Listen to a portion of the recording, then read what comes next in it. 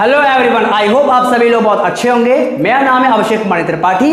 Welcome to Learnify. तो आज के इस वीडियो में हम लोग बात करने वाले हैं लास्ट 5 इयर्स के मोस्ट इंपॉर्टेंट न्यूमेरिकल क्वेश्चन, मतलब कि पिछले 5 सालों में जो भी आपके इंपॉर्टेंट न्यूमेरिकल्स आए हुए हैं इलेक्ट्रोस्टैटिक यानी स्थिर वैद्युतिकी चैप्टर के। आज मैं उन सारे न्यूमेरिकल्स को आपको इस एक ही वीडियो में करवाऊंगा। तो अगर आप लोग इस चैनल पर नए हैं तो इस वीडियो को लाइक और चैनल को सब्सक्राइब करके बेल आइकन जरूर प्रेस करिए ताकि आपको आने वाली वीडियो की नोटिफिकेशन टाइम पर मिल सके। तो चलिए स्टार्ट करते हैं पहला क्वेश्चन। तो पहला क्वेश्चन आपको स्क्रीन पे दिख रहा होगा, क्या लिखा होगा कि एक अनंत लंबाई के समान रूप से आवेशित सीधे तार का रेखीय आवेश घनत्व 10 गुणे 10⁻⁸ कूलम पर मीटर है। यानी क्या दिया हुआ, लैम्डा दिया हुआ है। ठीक है, तो लैम्डा कितना दिया हुआ आपका 10 × 10⁻⁸ coulomb per metre, coulomb per metre. ठीक है, तार से 2 सेंटीमीटर लंबवत दूरी, यानी क्या दिया हुआ, आर दिया हुआ है। लंबवत दूरी मतलब आर दिया हुआ है कितना आपका 2 सेंटीमीटर। सेंटीमीटर को मीटर में चेंज करेंगे, 2 × 10⁻⁻2 मीटर हो गया। ठीक है, दूरी पर उत्पन्न वैद्युत क्षेत्र की तीव्रता निकालना, मतलब कि आपको निकालना क्या, ई निकालना है आपको यहाँ पर। तो आपको पता फॉर्मूला क्या होता है आपका, E = होता है λ/2πε0r। ठीक है, ये आपका फॉर्मूला होता है। तो यहाँ पर आप क्या करेंगे, वैल्यू पुट करेंगे। क्या करेंगे यहाँ पर आप सीधे इसको 2 से मल्टीप्लाई 2 से डिवाइड कर दीजिए। तो क्या हो जाएगा, E = हो जाएगा 2λ/4πε0 × r हो जाएगा। ठीक है, यहां पे जानते हैं आपका क्या बन रहा है 1/4πε0, जिसकी वैल्यू कितनी होती है 9 × 10⁹ होती है, इंटू ये आपका 2 हो गया।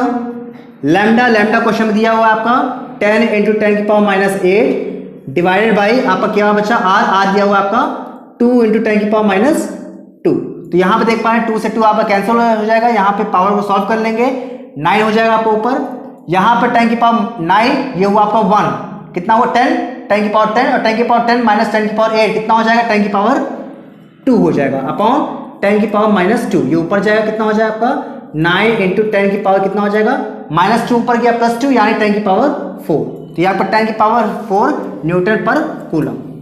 ये आपका क्या हो जाएगा, इलेक्ट्रिक फील्ड का सॉल्यूशन हो जाएगा। ठीक है, तो इस तरह से आपने क्वेश्चन कर लिया।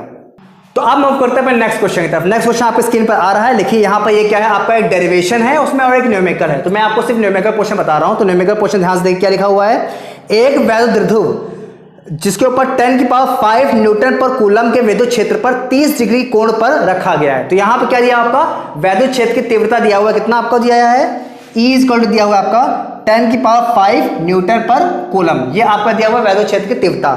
थीटा कोण कितना दिया हुआ है आपका 30 डिग्री दिया हुआ है। ठीक है, कोण पर रखा गया है, उस पर 6 × 10⁻24 6 × 10⁻24 ये क्या है आपका बल आघूर्ण है, टॉर्क दिया हुआ है आपका, कितना दिया हुआ है न्यूटन × मीटर। आपको यहाँ पे निकालना क्या है, आपको निकालना यहाँ पे वैद्युत द्विध्रुव आघूर्ण, यानी कि आपका यहाँ पे वैद्युत द्विध्रुव आघूर्ण यानी कि P निकालना है। ठीक है, तो आपको यहाँ पे P को कैलकुलेट करना है। तो आपको यहाँ पे फॉर्मूला पता होगा, अभी मैंने बताया था टाउ = होता है PE sin θ। आपको निकालना क्या P, तो P = क्या हो जाएगा tau upon E sin θ। Tau की वैल्यू पुट कर दीजिए, कितना हो जाएगा 6 × 10⁻24 डिवाइडेड बाई E आपका कितना हो जाएगा 10⁵ और sin θ कितना होगा 30 डिग्री। sin 30 की वैल्यू कितनी होती है 1/2। 2 कहाँ पर हो जाएगा, ऊपर हो जाएगा। ठीक है, तो यहाँ पर सीधे क्या हुआ 6 × 2 यानी कि 12 हो गया, इंटू 10⁻24 हो गया, 10⁵ ऊपर गया 10⁻−5 हो जाएगा। यहाँ पे हो जाए आपका 12 × 10⁻ कितना हो जाएगा ये 19। ठीक है, अब यहाँ पे देखिए पॉइंट को आप इस तरफ शिफ्ट करेंगे, बिकॉज आपको जब भी आंसर लिखना होता है तो पॉइंट से पहले सिर्फ एक डिजिट होनी चाहिए। तो आपको पॉइंट को यहाँ पर शिफ्ट करना है, तो कितना हो जाए आपका 1.2 × 10⁻20 कूलम मीटर। ये आपका हो जाएगा P। ठीक है, तो इस तरह से आप क्वेश्चन को कर सकते हैं। अब मूव करते हैं नेक्स्ट क्वेश्चन की तरफ। इस नेक्स्ट क्वेश्चन में क्या है, एक समबाहु त्रिभुज है जिसके तीनों ही शीर्ष पर आपके 3 आवेश रखे हुए हैं। आपके यहाँ 3 आवेश कौन कौन से, एक आपका +q आवेश है, एक आपका +2q आवेश है और एक आपका -4q आवेश है। 3 आपके आवेश दिए हुए हैं। आपको बताना है कि +q आवेश पे लगने वाला कुल बल कितना है, यानी आपको यहाँ पर परिणामी बल यानी रिजल्टेंट फोर्स फाइंड करना है। ठीक है, तो अब यहाँ पे देखिए कैसे क्वेश्चन करना है।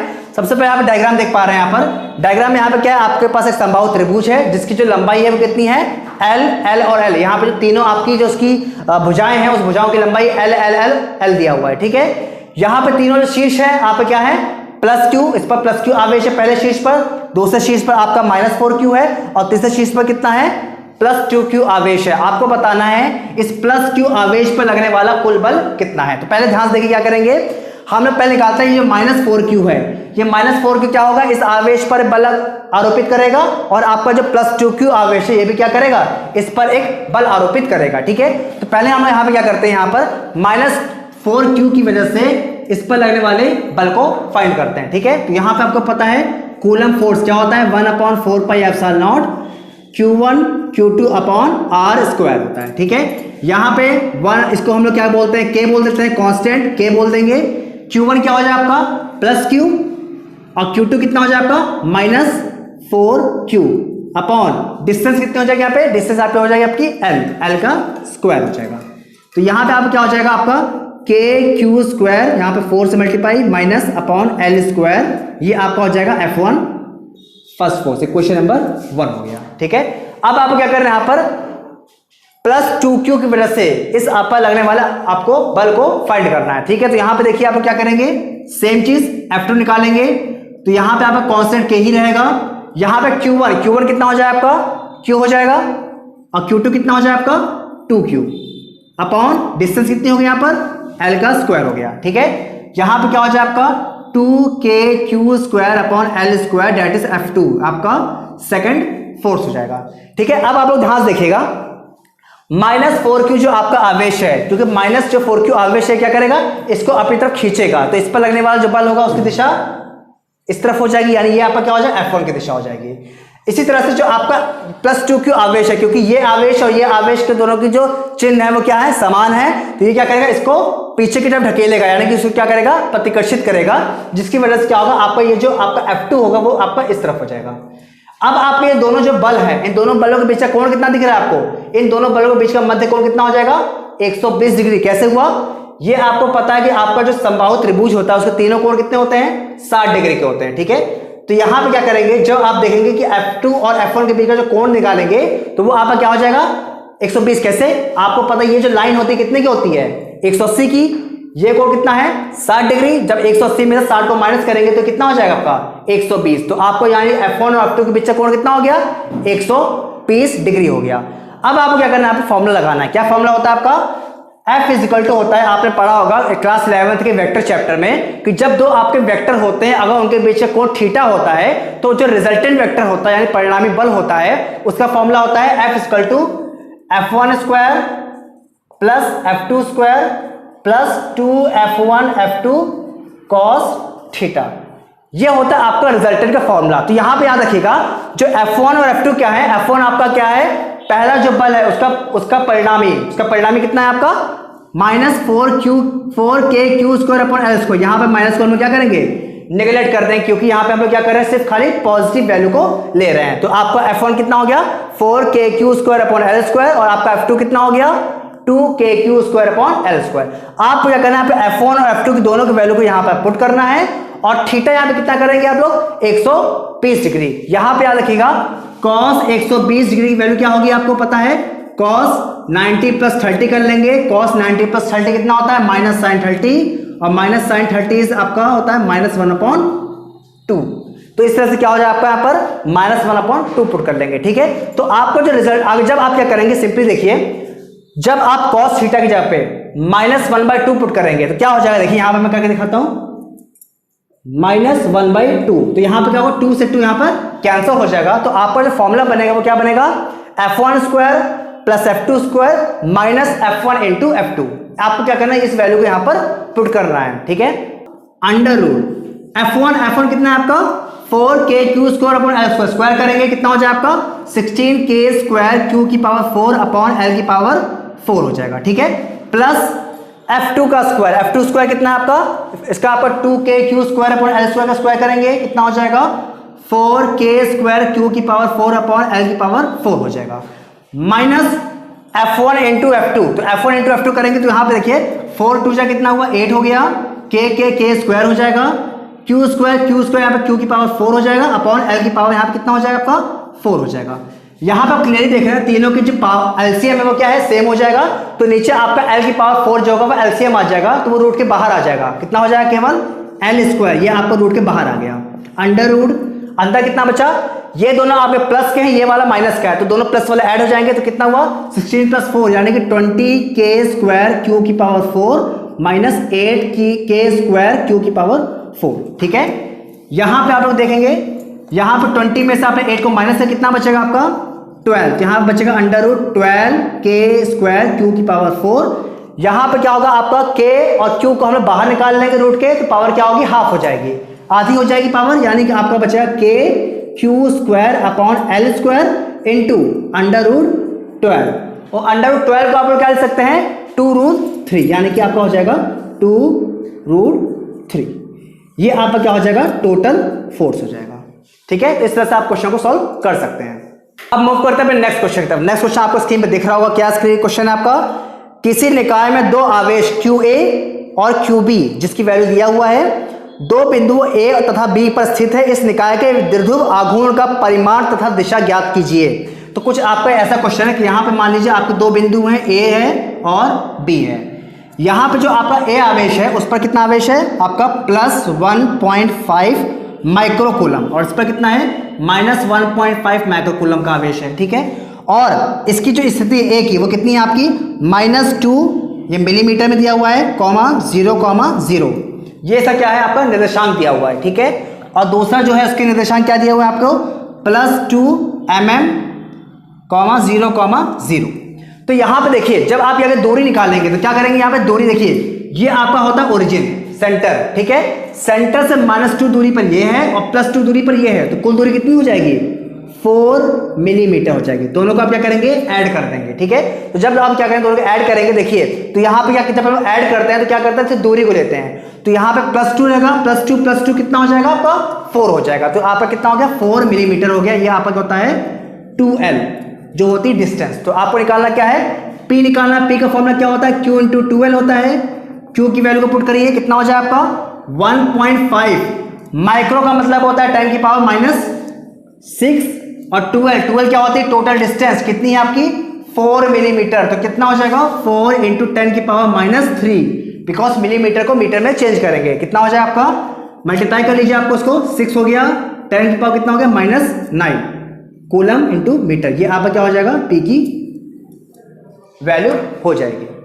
अब यहाँ पर मैं अगला क्वेश्चन देखते हैं। अगला क्वेश्चन जो आपको स्क्रीन पे दिख रहा हो, क्या लिखा हुआ है, उस वैद्युत क्षेत्र की तीव्रता ज्ञात कीजिए जो 0.001 मिलीग्राम, तो ये क्या है मास दिया हुआ है। ठीक है, तो यहाँ पे देखिए कितना दिया हुआ है, मास दिया हुआ है कितना बूंद का 0.001 मिलीग्राम।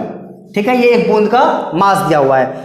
द्रव्यमान की एक तेल की बूंद जिस पर 3 इलेक्ट्रॉनिक आवेश है, यानी इस पर जो आवेश है वो कितना है आपका 3 है, 3 इलेक्ट्रॉनिक आवेश है। ठीक है, 3e का आपका आवेश है। ठीक है, यहां पर लिखा हुआ है को संतुलित कर सके, यहां आपको बताना है, यहां पर तीव्रता निकालनी, मतलब वो तीव्रता बतानी है, वैद्युत क्षेत्र की तीव्रता बतानी है जो इस बूंद पर जिस पर 3e आवेश है उसको क्या करे संतुलित कर सके, जिसका द्रव्यमान कितना है आपका 0.001 मिलीग्राम है। तो कैसे करेंगे, यहां पर आपको पता है कि F = क्या होता है आपका Q × E होता है, ये आपका पता है क्या होता है वैद्युत वाहक बल होता है। और जो F होता है वो क्या होता है, क्योंकि बूंद जो होती है वो क्या होती है, यहाँ पे गुरुत्वीय त्वरण में लटकी होती है, तो उस पर क्या लगता है गुरुत्वीय फोर्स लगता है, गुरुत्वीय बल लगता है। और गुरुत्वीय बल कितना होता है आपका mg, तो mg = कितना हो गया QE हो गया। आपको E निकालना, तो E = कितना हो जाएगा mg/Q हो जाएगा। तो m आप पुट कर दीजिए 0.001 मिलीग्राम। मिलीग्राम का मतलब क्या होगा, मिलीग्राम को आप चेंज करेंगे किलोग्राम में, कितना हो जाएगा आपका 10 की पावर -6 किलोग्राम हो जाएगा। कैसे, बिकॉज मिली को आप चेंज करेंगे पहले ग्राम में, 10 की पावर -3 हो जाएगा, और ग्राम को चेंज करेंगे किलोग्राम में तो -3, तो कितना हो जाएगा 10 की पावर -6 हो जाएगा अपॉन Q कितना आपको दिया हुआ है 3e, 3 और E मतलब इलेक्ट्रॉन पे, इलेक्ट्रॉन पे कितना आवेश होता है आपका 1.6 10 की पावर -19 होता है। और जो आपका G है, G की वैल्यू आप 10 ले सकते हैं, तो आपने इसको वैल्यू को 10 ले लिया। अब आपको क्या करना है, यहाँ पर सिर्फ जैसे मैंने अभी तक क्वेश्चन को सॉल्व कराया है, आपको सिर्फ उसी तरह से क्वेश्चन को सॉल्व कर लेना है, इस तरह से आपका आंसर आ जाएगा।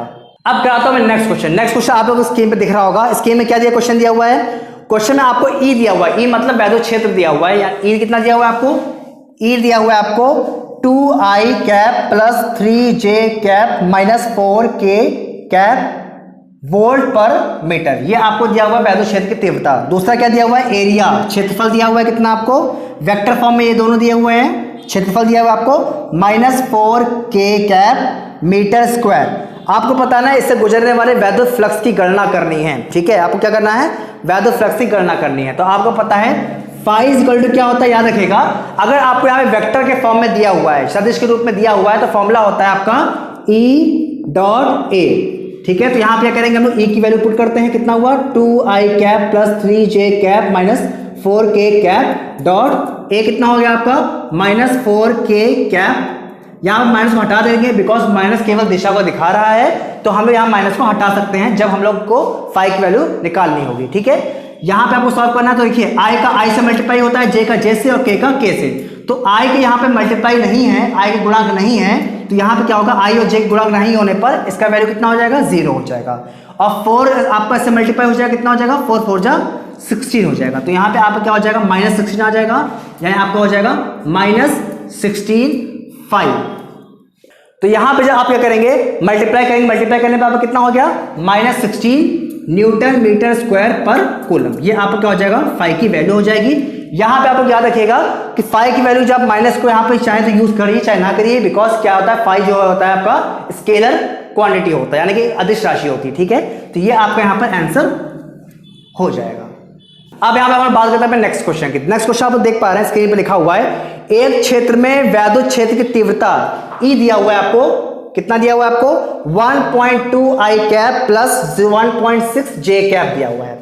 इलेक्ट्रिक फील्ड दिया हुआ है और ये कितना है, न्यूटन पर कूलम है, ठीक है। YZ तल के समांतर, यहां पे क्या दिया, YZ तल के समांतर। यहाँ पे YZ आपको पता है, आपको ये क्या है, एक समतल है और इसके समांतर मतलब क्या हो जाएगा, अलोंग एक्स एक्सिस, मतलब कि एक्स की दिशा की तरफ, ठीक है। तो एक्स की दिशा की तरफ आपका जो एरिया क्षेत्रफल है वो कितना दिया हुआ है आपको, 0.2 मीटर स्क्वायर। तो यहाँ पे क्योंकि वेक्टर के फॉर्म में है, तो हमको क्या करना है, इसको भी वेक्टर के रूप में लिखना है। तो यहाँ पे बोला गया कि YZ प्लेन के समांतर, यानी YZ प्लेन के समांतर का मतलब क्या हुआ, एक्स एक्सिस, और एक्स एक्सिस के लिए हम लोग किसका यूज करते हैं, आई कैप का यूज करते हैं, ठीक है। तो यहाँ पे क्या हो जाएगा आपका, E आपका कितना हो जाएगा, एरिया कितना हो जाएगा, 0.2 आई कैप। अब आपको सेम का यही फॉर्मूला जो बताया था लगाना है। तो फाई इक्वल टू कितना हो गया, E डॉट ए हो गया, मल्टीप्लाई करेंगे तो I को I से मल्टीप्लाई होगा, बिकॉज J तो है नहीं, तो J आपका 0 हो जाएगा। I को मल्टीप्लाई करेंगे तो 1.2 इंटू 0.2, 1.2 इंटू 0.2 कितना हो जाए आपका, 0.24 न्यूटन मीटर स्क्वायर पर कूलम। ये आपका हो जाएगा फाई का आंसर, ठीक है। तो इस तरह से आप क्वेश्चन को सॉल्व कर सकते हैं।